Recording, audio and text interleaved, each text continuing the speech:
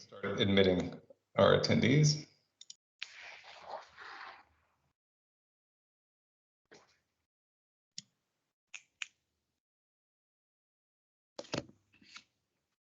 Welcome, everyone. We're just going to give it a couple of minutes and we'll get started around 2 after.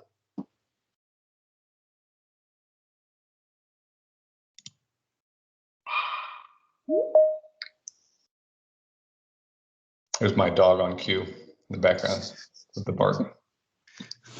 Waiting for the recording to start. Right. Didn't even hear it. All I heard was a little bit of the reverb tail. It almost sounded like distant applause. Yeah. Yay.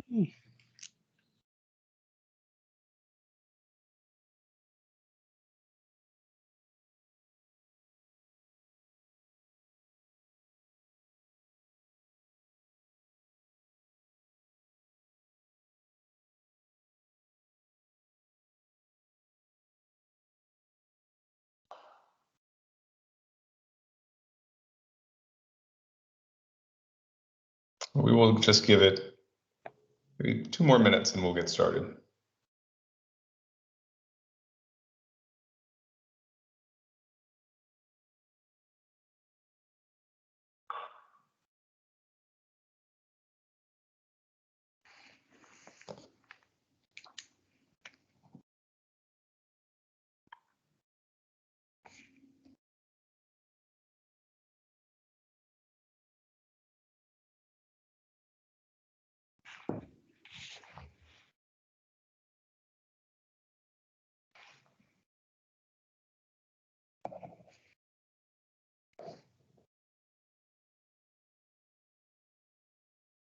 Welcome, everyone. Just going to give it 1 more minute as we have some folks still joining and we will get started.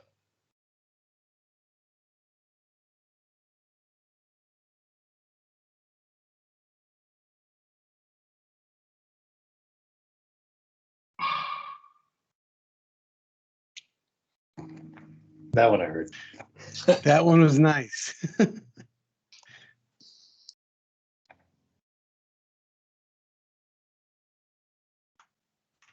No, there's some laws of nature that will erupt as soon as we get started. That's the beauty of what we're doing, though, right? You know, I think that's the challenge everybody's into.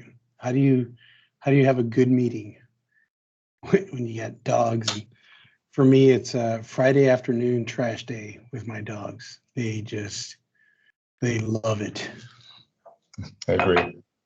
All right, well, let's kick it off. Welcome, everyone. I'm Ryan Herbst. I'm Chief Strategist here at unifiedcommunications.com, and would like to welcome you to a special online event focused on enabling Huddle and small spaces for hybrid experiences. And I'm joined by Jacob Fischer, who is a Senior Strategist for Meetings and Devices here at unifiedcommunications.com. on the team with me, and we have 2 special guests from Lenovo, Louis Berlanga, who is Senior Sales Manager for Smart Collaboration, and Joshua Peterson, the Technical Client Advisor in the Smart Office Solutions team. And so, Louis, Joshua, thank you so much for being here. You bet. Please take a moment and tell us a little bit about, introduce yourself, tell us a little bit about your roles at Lenovo. Sure. Joshua, you don't mind? I go first. Please do. Thank you. I'm Louis Berlanga, and I lead this North America sales collaboration team at Lenovo. We've got a pretty strong team, a lot of industry veterans from the video conferencing days, those of us that have spent a lot of time doing immersive telepresence, legacy H323 and SIP video. And then now as we move into these cloud connected platforms with Microsoft and a few of the others that we support, our team is really focused on driving that business of next generation conferencing technologies for huddle spaces, conference rooms, auditoriums, what have you. So thanks for having us. Yeah, and Joshua Peterson on the technical side. So my background is coming from the days of the cast iron codecs, where video conferencing was a very purpose-built experience. And now we see that as part of our workflow. And I've been a part of the industry, fortunately, for about 20 years and been part on the technical side of designing systems that facilitate the changing workflows that we've been experiencing over these last 20 years. Wonderful. Well, Again, thanks for joining. For anyone who hasn't attended one of these events, this is a continuing series around mostly focused on this hybrid world that we're all trying to kind of define and navigate. It's a casual conversation that we want to have, and so it's kind of a podcast type feel. We're going to lob out some questions for the group, and we'll talk about them. We'll chew on them a little bit, and certainly we also have an opportunity to take audience questions. So the Q&A is enabled, and certainly welcome to start chatting in your questions now. We've reserved some time at the end of the event for to answer Q&A, and if we don't have any, if everything gets kind of covered during the event, then we'll end up wrapping up just a little bit early. So, and I think this topic is really front and center for many of us these days, like how we enable compelling experiences in huddle and small spaces is a challenge that every customer that we speak to is facing, and we all just have to get this right. So I think with that, we'll dive in. And so we have first question I'd love to kind of give to the Lenovo team to start is really, I guess, what are you all seeing in terms of biggest challenges companies are facing, when they're thinking about their return to office or planning their return to office strategy? When? Yeah, when that conversation started early in July, looking at August, September, that got pushed with Delta variant. January 1 seems to be the date that everybody's looking to really get going. But then how, right? How is the big one? Because I think the concept of work is where you are, not where you go. And today I'm joining you guys from the Admirals Club at DFW Airport because my flight got delayed. And so there's a lot of us that are just trying to figure out what's going to be that next normal. If you look at our global accounts and our enterprise customers, they're trying to figure out what's the layout going to be. How do I enable huddle spaces for sure? That seems to be the one piece that is not enabled with video today. And it's the one piece that has to be enabled tomorrow, right? And it's just, those are challenges that I think a lot of our customers are facing, because when folks do come back into the office, that, fat corner office or cubicle land doesn't really exist anymore. It's been changing quite a bit for a while. Open office concepts have been a big strategy moving forward. And then post-COVID, I think a lot of them is, I don't know that I can demand everybody to come back into the office, but some will and some will need to. And then how do I support those that are going to be remote? But ultimately, it's everybody's champing at the bit. Let's get this thing back up and running and going. Yeah, and the interesting thing is there's been a real renewed focus on activity-based work and what is it actually that we're trying to accomplish when we go to a said location. So trying to figure out what those room personas are. Is it meet and co-create or meet and present, or is it focus time? Is it head down, power through kind of a moment? And so the spaces from a real estate and future work standpoint are being reviewed. And I think it's good. I think it was a little long in the tooth with the open office floor plan or the alone together floor plan.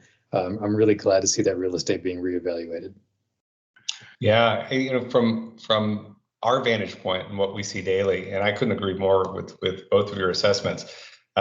Expectations are one of the biggest challenges. There's a really, really high bar at this stage around what leadership teams and others would like to deliver as it relates to hybrid. In many cases, they're counting on the experience in the office being exciting enough to attract people back. For those that are offering flexibility, they want to leverage it's not an office anymore. It's this collaboration environment that is designed to capitalize on some of the magic that we know can only happen when you get kind of face to face, and doesn't mean we won't have folks remotely and that we won't deliver a great experience, but there's an element there. And so whether it's an individual that wants to come in, or I want to come in with my team for a couple of days or a week, I want to try to take advantage of some of that magic, and I want to try to deliver a great experience to anyone who couldn't actually make it as well.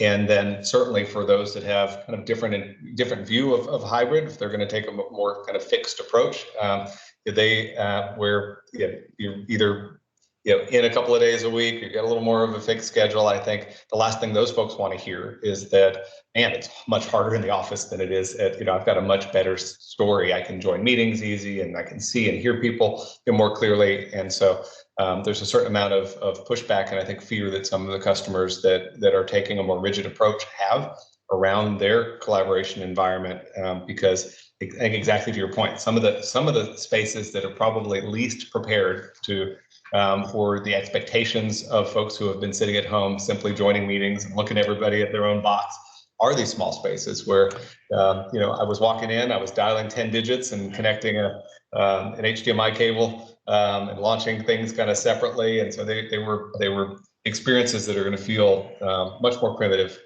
these days than they did when we all went home. That's the thing that's I think has been in front of so many people, is that we sent everybody home and most people freaked out for a while. Then they kind of figured out what they needed, and then they got to being really productive. And organizations saw, wow, sending Sally and Steve and HR and accounts payable home really makes them productive because they can work from their pajamas, they can work whatever hours they feel comfortable with. Yet that energy that you feel when you're dealing with people face to face. We were lucky enough to have a team meeting in Raleigh at our headquarters a couple of weeks ago, and there was so much energy in that room. Just being in the room together, getting to meet everybody, getting to talk to everybody, just looking people in the eyeballs, I think that's massive. But when you get back to being productive is, so-and-so can't come in, somebody's got to be remote. How do I facilitate that? And then how do I provide an equitable experience is going to be the key piece. And what we're trying to do at Lenovo is become the human interface for that cloud connected platform of choice. And so as long as there's a Lenovo platform of compute in the room, we can provide a great experience for a lot of our customer base. Great. So intelligent camera has emerged as a really big not just discussion point, but I would say kind of core design criteria, and is it kind of the tip of the tongue for almost every customer that we talk to these days. And I think it stems from this idea that the old experience, let's say the quote video conferencing experience that they left behind, where they were used to seeing a room, probably a rectangular shaped room with with folks and spread out in a way that the furthest participants, you could see all of that distance, and it didn't feel particularly engaging or immersive. And I guess that's also feeling very different than it did. That may have been exciting and interesting at some point in the evolution of collaboration. And these days, it's also feeling very primitive. And the goals that we're getting are, I want the out of office experience in the office. I want the folks that are on the remote side of that meeting to be engaged with the people sitting in the conference room in similar ways that they are engaged to on the remote side, and want to deliver the rest of this world. Like there's a lot more than just audio and video kind of happening these days. There's chat, and reactions, and transcripts, and agenda, and there's a lot more of a world there that goes beyond audio and video. But I guess specifically as it relates to intelligent camera, this has emerged as again, primary conversation, and with the idea that we need to leverage the AI and technology to try to take away some of this distance and create a little more engagement. Maybe we'll spend a little more time kind of talking, from a Microsoft perspective. They put out some vision videos and shared kind of over the near term, both a story around intelligent camera, just where the role that camera is going to play in trying to reduce some of that geography in the conference room, and then kind of future story where that's also going to get integrated into the service in a way where it may take people and put them in their own boxes. But where does Lenovo, I guess, in terms of priority and the way you think, how does camera kind of fit into the story these days? So I will defer to Joshua on that, but I think there's a couple of things that you want to talk about from a broad scale. The biggest issues are around furniture and how do layouts sit in rooms in those kinds of environments. Because if I put an intelligent camera in a traditional conferencing space, that doesn't really bode well for the experience, because then you got profile views of everybody that's in there, right? And so Jacob's got that image up from the Microsoft front row environment. And, those of us that have been in the video space for a while, that's immersive telepresence, right? That's what we've been doing for a long time. It's something that became a really big hit. The challenge was, how do you do that at scale? And when you talk about scale, then you got to talk about software and cloud. So Joshua, what do you think about that? Yeah, I think AI is definitely here to stay. The challenge is, what do we do with it? To the front row point, do we dedicate significant amount of square footage to accommodate new layouts that allow everybody to face the front of room? Or, and this might hint towards the rest of our conversation, but do we long-term redefine what it means to have a front of room? So those are some things that are happening in the background of this conversation, but also, keep in mind, AI is happening both on the visual side and the audio side. So we're not necessarily talking as much about, the things that are happening behind the audio codecs, behind the scenes, but going from Satin to Silk or likewise, those are some significant things that are happening in the background adjacent to this conversation. So really what we want to make sure that we're doing is putting our best foot forward with regards to growing with the platform. Teams and Microsoft are not shy about letting you know how many new features have been launched in Teams since its inception. I think the number is somewhere north of 300. So making sure that whatever you're doing today is preparing you for tomorrow is really the more critical piece of that, because you can do anything right now, from framing individual people, speaker tracking, or just having a natural experience as if you were in that room with your own eyes looking around, and the natural change from one person to another as people change during the conversation.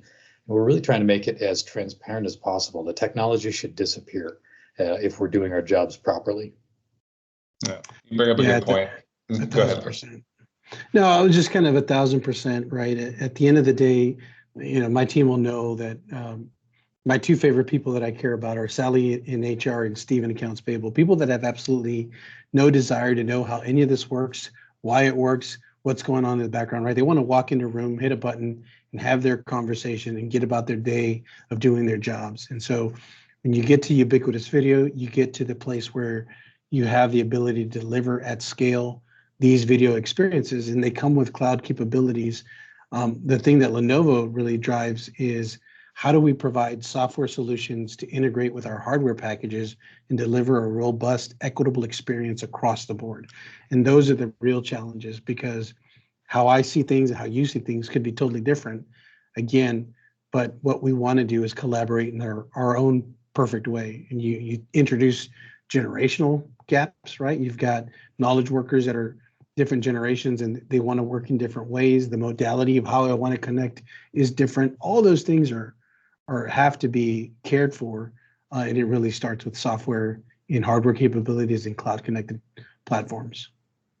No, fair. I know, I ask this question because I've experienced the AI inside Lenovo's in the camera in your latest kind of iteration, and it's doing some pretty sophisticated things. And I think that world of trying to build some AI in to enhance an experience and to provide more natural, more engaging, is just going to become baseline requirement. And then as we see things, and so yeah, I on one hand agree that some of the elements of like what we see behind JCAR feel like telepresence. On the other side, there's a lot going on there that wasn't, like in terms of how we're presenting content and the fluid elements and kind of bringing the non-video pieces in, which is exciting. But I do think, and this maybe leads into the next question, in terms of, so camera is one element of this. It's one piece of the puzzle, and I think we can probably all agree that we've got kind of, there's an evolving story here. And so what can we do today? What do we think kind of the world in the future is? From a camera perspective, the world in the future probably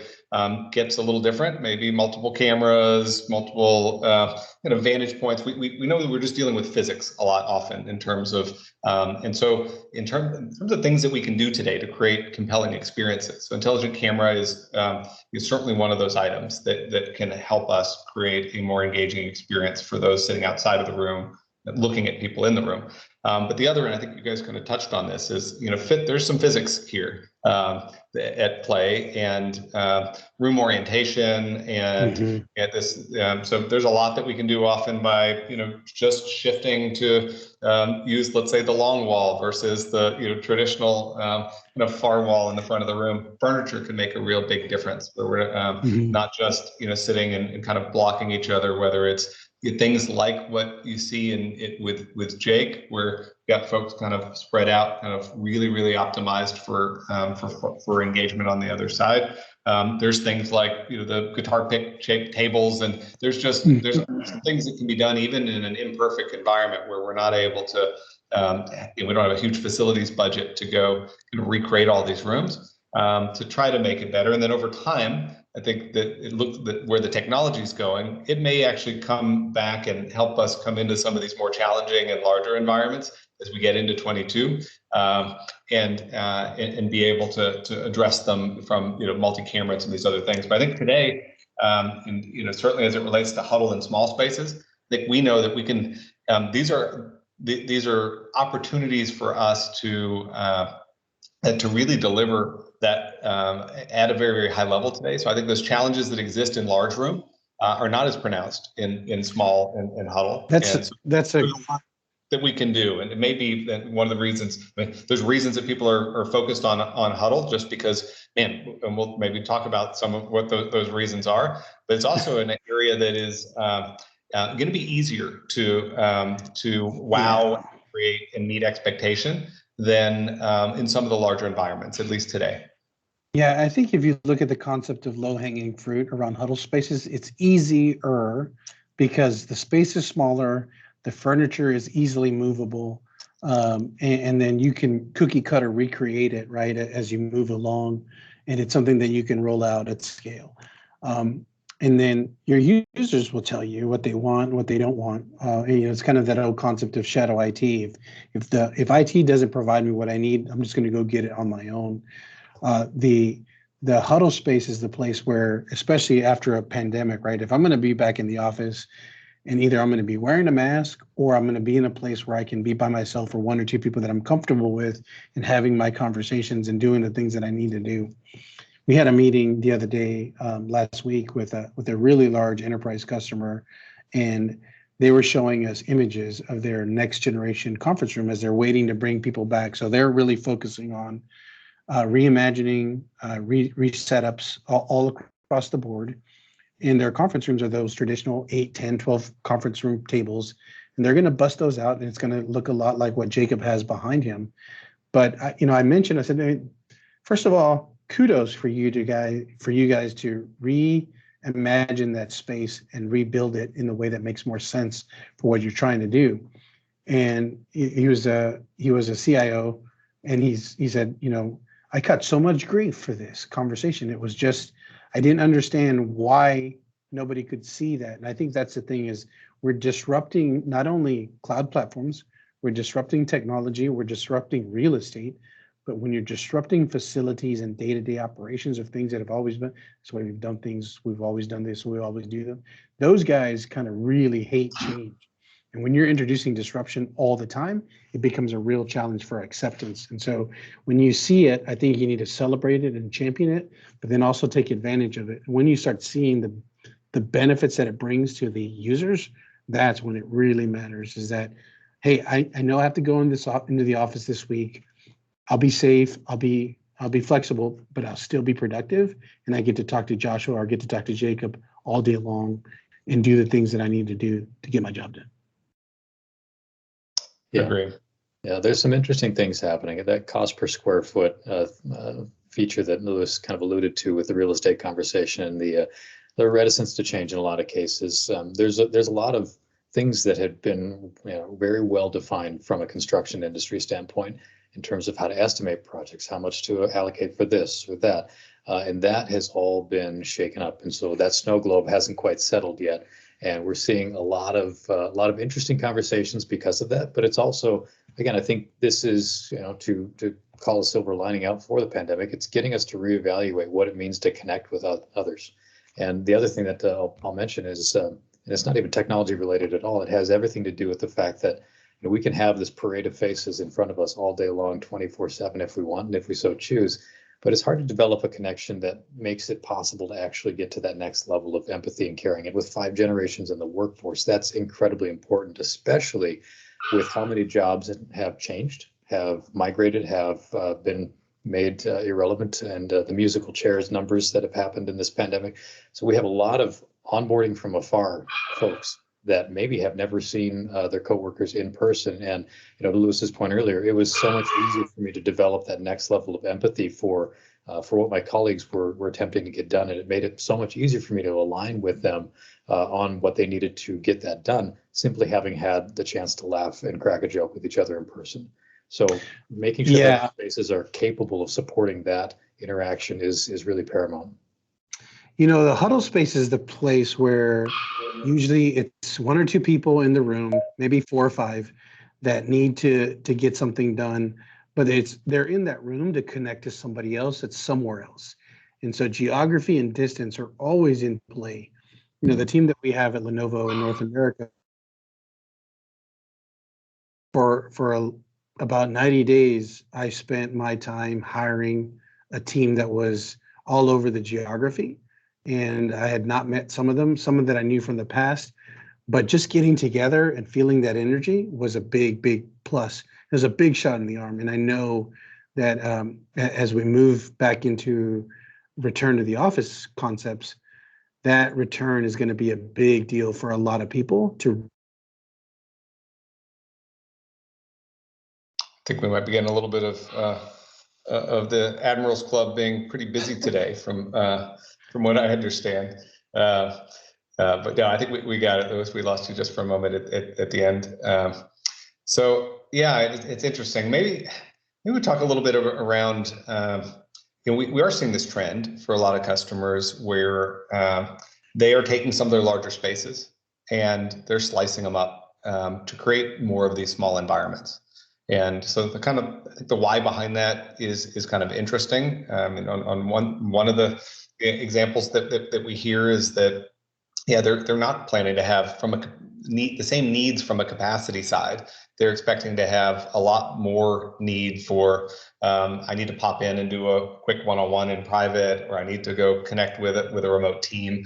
But that they're not necessarily expecting the way they're architecting their return to work policies to have huge groups in at the same time.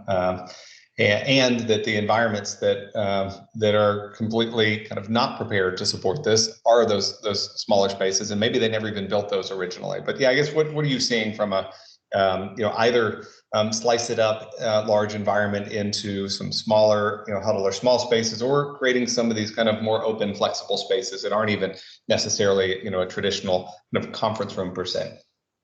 Yeah, I think we're hearing people talk about it more than act on it.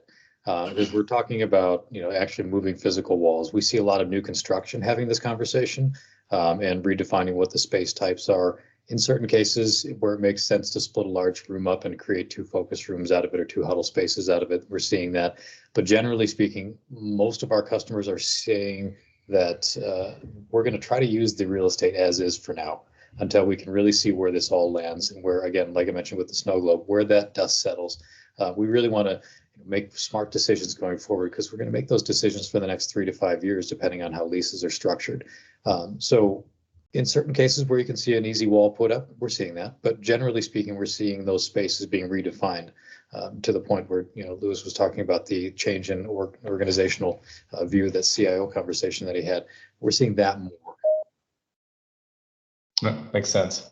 I guess, shifting to product a little bit. I know Lenovo has launched some products recently and has been really focused. Some of these products were kind of born kind of in this kind of in the pandemic era, and kind of conceived specifically for this. And so maybe I want to give you opportunity while we have you just to chat a little bit about the current portfolio of devices that are targeted for what could be a small space that I pop into for a touchdown, or some sort of privacy type space, maybe historically what we called a phone room, up through what could be a huddle space or a small room. And I'll share out some kind of backdrop while we do this. Yeah, I think behind you, Ryan, and behind Joshua, we have our ThinkSmart Hub, which is the device that is kind of purpose-built all-in-one solution for those smaller environments, has supportability for a lot of different focus capabilities. You add a ThinkSmart camera and then you're ready to go. And then the ThinkSmart View is there for, on the Microsoft side, Microsoft Teams displays. Great. And then maybe just for those, maybe share what a Teams display is, because I think this is an interesting concept for, particularly for what may be these little, again, what the evolution of the phone room, or some areas where I may want to come a hot desk in for a little while. I think that the idea of having a purpose-built device that joins meetings and has video and audio built in is kind of interesting. We'll just spend a moment on that for those that are unfamiliar. Yeah, the Teams display is an interesting category. It's really the easiest way to answer an ad hoc call when you've got 40 windows open. So that's its bread and butter. It's really intended to be that auxiliary device that connects you with your Teams environment in a personal setting. Now, it does have the ability to be a phone. It does have the ability to be a Teams video conferencing device. It does have the ability to support just common area phone where nobody logs into it, and it's just literally a soft phone in a hard shell. Or you can set it up for hot desking, like you mentioned, where, again, in this case, you've got your laptop with you. Maybe you don't have a second monitor with you, or maybe the room's not equipped with it. Being able to hot desk into this and let that be your video conferencing environment, and just change the way you're doing your video meetings to help reduce some of the video fatigue that we've been seeing. Just having that diversity of environment is really helpful. But generally speaking, it's going to be the easiest way to answer an incoming call when you've got 40 windows open. Fair. Yeah. That ability to answer the call when you have a Microsoft Teams voice solution and your soft phone rings and all this stuff is ringing. I'm trying to figure out which tab I got. Hitting the button on the ThinkSmart View makes it really easy to solve that problem. It's got a speakerphone, it's got Bluetooth capability. So it really just becomes this sidecar productivity device for all things Teams. And there's so many capabilities there that I think we're trying to figure out what's going to be the next big hit for it. But for right now, the ability to answer a phone call quickly is one that is a big deal for a lot of people. In terms of supply chain, so know that, certainly nobody is immune to this massive global supply chain challenge that we're all wrestling with. Where's Lenovo in terms of, and this kind of goes back to our first question, some of the challenges that customers are facing and the things that they should be doing now if they haven't fully kind of executed on their planning and strategy and enabled all of the spaces that they're looking to enable for hybrid. Where does Lenovo sit in terms of availability of some of these core products? So, I'm so glad you asked that question, because right now that is a thing that we're having a lot of success with, is that most of our portfolio can be shipped within 10 to 15 days, where a lot of our competitors are 10 to 15 weeks, right? And I think the big things are Lenovo is a very broad scale global tech company, and the logistics of being a global tech company means that we get to be a part of that space. So the smart collaboration piece of it is a small offshoot of it, but everything that we're doing with design, everything that we're doing with shipping, everything that we're doing are all part of the way Lenovo does business day to day. And so the fact that you're available to any other country, we can get wherever we need, really helps that answer. Wonderful. Yeah, and this is super important, because I think as you shared, there's a lot. There is a big kind of, I hate to use the term delta these days, but there is a big delta between management expectations right now and what is realistic for a lot of organizations in terms of timeline. There's folks right now talking about, it's November 1st. They're talking about, wanting to do some meaningful things to support, let's say, a January reopening or a February reopening. And so, hardware availability is a very, very important piece of that discussion. So it's exciting that the majority of these products are available to support these initiatives. Yeah, I would add the expectations, right, at scale, because, kind of in March of last year, when everybody went home, there was the challenge of, hey, I don't have a webcam. Hey, I don't have a second monitor. Hey, I don't have a docking station. There was kind of a run on all these devices online, and it became very, very difficult to get a hold of solutions just to do my job. And so, a lot of the things that we're doing now, we're seeing now, is what's going to be the priority. If we look at some of our analyst friends at Frost & Sullivan, the number one thing that's important is getting all my applications to the cloud. The next best one is how do I deal with video everywhere and get ubiquitous? So when you're talking about video, cloud connected platforms, it's the one thing that everybody cares about. And so we at Lenovo have done a really interesting job of focusing and prioritizing logistics that we can get to our place. And then the other piece is just the fact that we own so much of our own logistical channel. We can move parts and pieces as we need to prioritize. And we've got some great relationships with some of our ecosystem partners that make great cameras, they make great peripherals, but the core of the room starts and stops with the Lenovo compute package. So as long as we can get that in there, we're usually pretty safe. And like I said earlier, we're shipping most of our products inside of 10 to 15 days, where most of our competitors are looking 15 weeks plus. Great, thank you. Just wanted to remind anyone listening in that has a question, you can use the chat feature inside. We're using Teams webinar, which is really exciting. We used to do these events in the past with Teams live events. We still use live events as kind of a one-to-many delivery mechanism, but love the kind of casual feel and the familiarity of this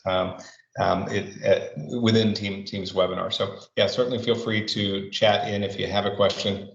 Next one, I guess just enough magic wand and thinking pretty far out as we start kind of thinking out 3 years, 5 years. I know that's hard. It's hard for a lot of us, me included, to think 5 months out at this stage. Things are happening and unfolding in such an interesting and dynamic way.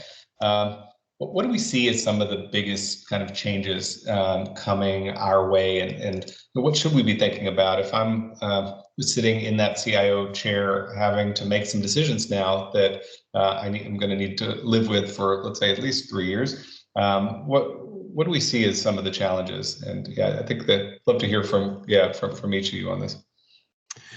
I'll start. For me, I think the idea that remote work and hybrid work is not productive, right? I think everybody's kind of put that away and decided, let's make sure that we can take advantage of these capabilities. But the other thing that it allows you to do is recruit the best talent for the best player available onto your team. And I think you're going to see, and we've heard the Great Resignation, we've heard the fact that there's a big shuffle on with jobs. But the other thing is, how do you bring good people and good talent to your organization? And if you can't empower them to get their jobs done, it becomes a real struggle to get your organization going. And it really helps to drive culture, and it helps to drive initiatives and all those things that are important to a company. And so when I talk about that, it just becomes a conversation beyond technology, and it becomes a conversation around culture and a conversation around what is it that we need to do the things that we want to do inside of this organization, and how do I support them? Ultimately, the idea of technology being in front of me, and it's the tool that I use to do my job, it's got to be table stakes. And so when you're a CIO or a CTO, you're looking to provide those solutions. I think the big things are, what are your end users wanting? What do they need? And what do they want to use that's quick and easy? Because if it's not easy, it's not going to scale anytime quickly. Yeah, and I'd agree with all of that. And the only thing that I joke about is AI still hasn't figured out how to plug in a cable if it gets disconnected. So there's still going to be the physicality of having physical locations and physical spaces to join and gather and things of that nature. So we're still going to see that. But I mean, we're in, well, now we're well into the fourth industrial revolution. I mean, this is, if you'd have gone back to the steam and power days and said, what do you think is going to happen in 3 to 5 years? Nothing. It's going to stay the exact same for the next 3 to 5 years. But 3 to 5 years in this day and age is a lifetime. And so there is going to be a tremendous amount of technology change. There's going to be a tremendous amount of the way we work change. And I alluded to it earlier, but I think we're going to see a lot of change in, it used to be that the meeting room kind of drove decisions outside of the meeting room in terms of how we communicated. And now we're going to see that basically respond to the way we work. So we're going to see a lot of change in this space. And so I don't think that there's any silver bullet we can all hang on to right now that'll take us 3 to 5 years out, other than be ready for change. Yeah, that and just the fact that cloud connected is the way to go. And it's, if you think back in March of 2020, when this thing hit, if we were still relying on, DSPs and Big Iron to facilitate video calls, there's no way we would have survived this thing because it would have been way too expensive and way too difficult to roll out. The fact that our friends at Microsoft could flip a switch and light up everybody as they went home as they needed to do, that's massive. One of my favorite stats came out of April-May timeframe when Microsoft was talking about the fact that every month 50% of the users turned on their cameras. That was a huge deal. I mean, for us to be video geeks and not be on camera it was foreign to us. It was foreign to so much of what we did, but we would join calls and it was not uncommon to be the only person on video. And then slowly that started to change to then now where if you're not on video, it's like, hey, what's going on? Is your camera working okay? I had one of my colleagues was presenting to an internal.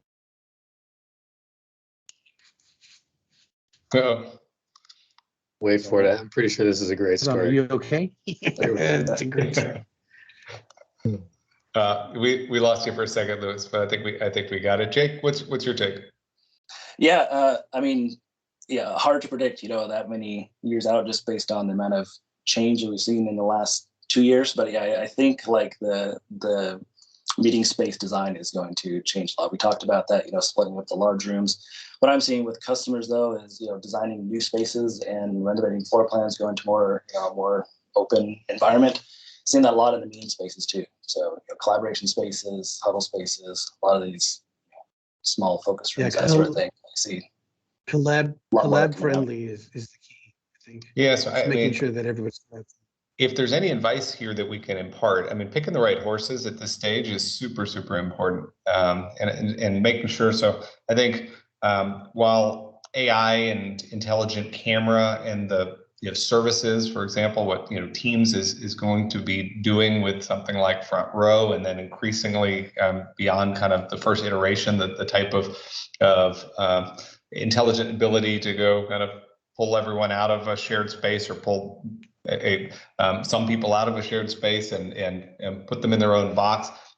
It'd be super important to be starting at this stage with the latest generation of gear to be able to support at least, who knows, 5 years is a long run, but I certainly want to make sure that the last thing you would want to be doing right now is taking your products that were probably conceived a couple of years ago that don't necessarily have the depth and the ability to kind of iterate. And so looking at kind of flexibility and looking at devices that have this kind of core intelligence and AI in our current generation is one of the most important things that we think people can be doing at this stage. And then, to some degree, this modular approach, the approach that we're talking about here with your products, specifically around things like Teams rooms on Windows with ThinkSmart Hub and Core. I think the idea that camera could evolve over time, compute could evolve over time. It's not this old world that we're going to necessarily forklift this stuff out of here. We're going to try to make the best decisions that we can at this moment based on the most powerful array of collaboration technology, and making sure that we're sticking with manufacturers that are kind of aligned with the strategy of our core service providers. So but then just knowing that we're going to learn a lot. People are going to come back. They're going to start giving us feedback. We may not get it all right at the first instance. You may have to. It's going to be iterative. It's not the old world that we just we'll develop likely a design and stick with that for 2 or 3 years. And so I think flexibility and certainly starting with latest generation hardware.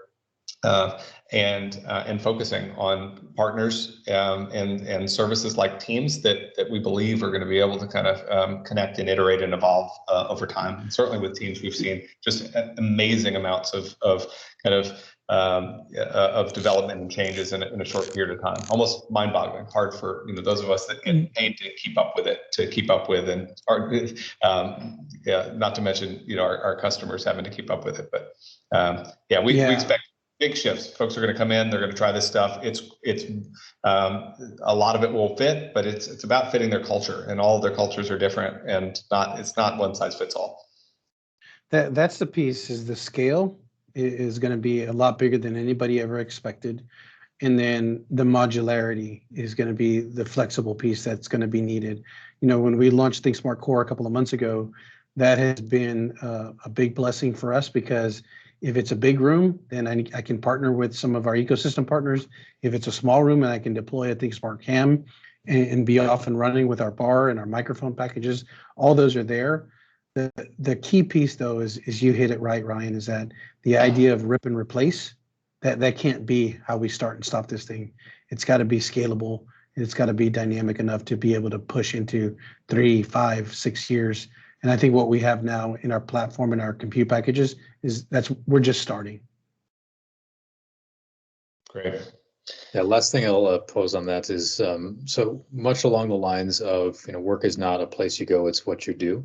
We're seeing that same thing happen in the communication space. Meetings are not a thing that we do, like we used to talk about with the Codex style meetings. Meetings are not a thing we do. They're an extension of our workflow.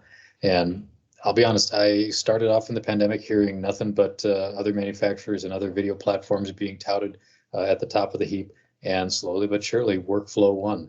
And so we're seeing a ton of growth in the Teams-enabled rooms because of the ease of integration into the workflow. So some of that kind of stuff is the type of things that I think we should be keeping our ears to the ground on. The app integrations. I think that's a whole other world that has yet to fully open up in the Teams world, in the Zoom world, even in the Google world, that app-based augmentation to that environment. So keeping an eye on that is going to give you a little bit of a clue as to where things are going. I think that's huge. Yeah. Wonderful. Well, last opportunity, if anyone on the audience side would like to chat in some questions. Otherwise, we will give you a little bit of time back. I will tell you that this has been a lot of fun, and for anyone that is watching this either live or on the rebroadcast, this team at Unified Communications, folks like Jake and others, our strategy team, would love to continue this conversation. Again, it's not one size fits all. There's a lot to get right at this moment. And so we are offering a complimentary planning session for any of the attendees of this event. So you'll see that in our post-event follow-up, where you can sign up if you'd like to take us up on that strategy session. We'll also be sending out the recording. If there's others in your organization that weren't able to attend and you'd like to share it, you'll have that opportunity. And yeah, with that, I'd like to big thanks, Louis and Joshua, for joining us. Jake, this has been a lot of fun. Thanks for having us. I appreciate the time. Sorry for the connection. Sometimes it's just when you're on the road, it's a challenge still. You've got the most appropriate virtual background for That's right. for where you are. Well, with that, we'll call it a wrap. Thanks so much. Have a great day. Thanks a bunch, Ryan. Be well, guys. See y'all.